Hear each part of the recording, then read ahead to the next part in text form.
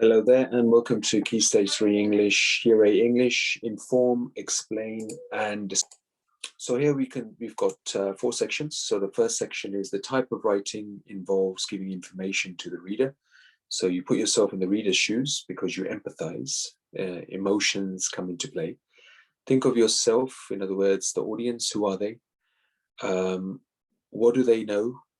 Or do they need to know? And consider your purpose. What this piece of writing is meant to do. Why are you even writing it in the first place? Organize your text to suit your audience and purpose. Select appropriate details and examples. And in point number 2, which is all about selection, selection is important because if explaining how to mend a puncture on the bike, remember readers may know less than you. For example, the name of the special tools, include the relevant details only.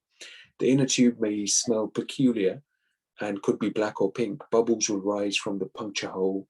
Mark its location carefully.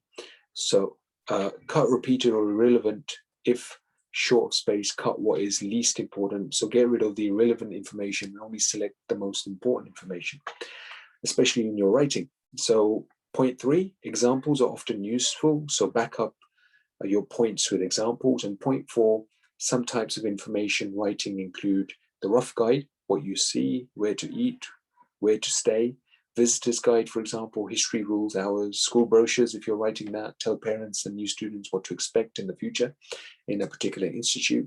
And if it's a service manual, then you've got to explain with instructions on what you have to do. Organize the text to suit your audience and purpose. Include what's important, cut out what is not, and give well-chosen examples where helpful. And this is all about inform, explain, and describe when you're structuring a piece of writing for a particular audience. Okay, so have a read of this again, the main points, and you've got questions thereafter, which will go into a little bit more detail on this topic. Good luck.